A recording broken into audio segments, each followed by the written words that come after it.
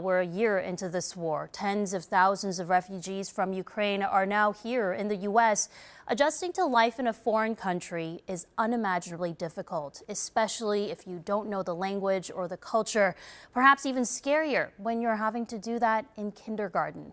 But a Minneapolis school has found a unique way to lift up its refugee students. Here's Heidi. You need new paper?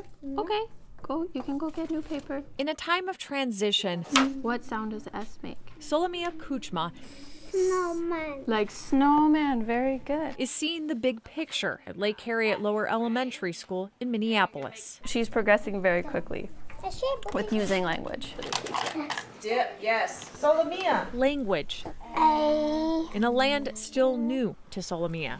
Very good. The first few weeks, the transition was really challenging for Solomia. There was just a lot of emotions with mom leaving the building. Every morning, Solomia crying, and she don't go in class, and not because they don't like the school, but because she afraid. Natalia and her 5-year-old fled Ukraine to Minnesota. Solomia's father is still fighting in the war.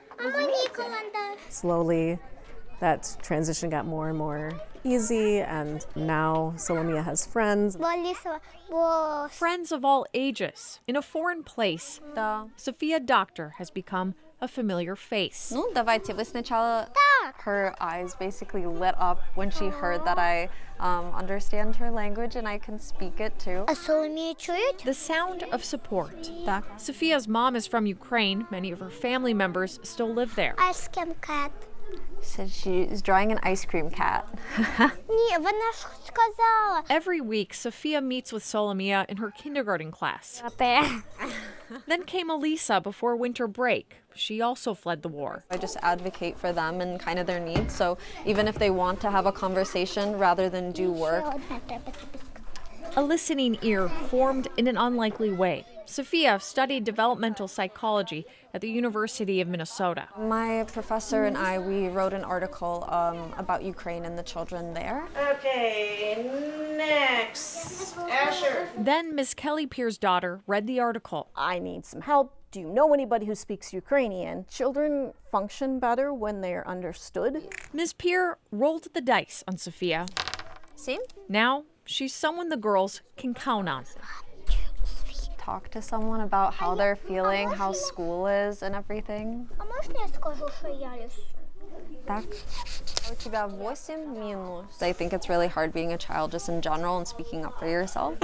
But Solomia's voice Соломія Кучма. gets stronger each day. That day when Sophia should came in school, Solomia feel better and not cry so much. Now they both make it up here and happy and smiley and hi, Miss Pierre in the morning. And if I don't respond right away, I hear it again. Sophia hopes to launch a program where others do what she does.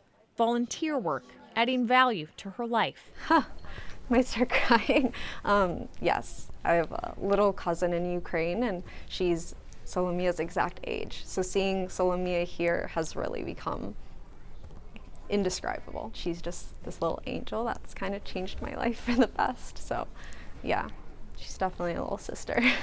Там, де наші півчата. In a time of transition, Червону калину підіймемо. this is what support sounds like. Славну Україну. Гей, гей, розвес. No translation needed. Heidi Wigdahl, KARE 11 News, Minneapolis. Sophia is working with a professor at the U of M on what that program we mentioned earlier. It would provide refugee students with advocates like Sophia's role. She's also working on a manual to help school staff.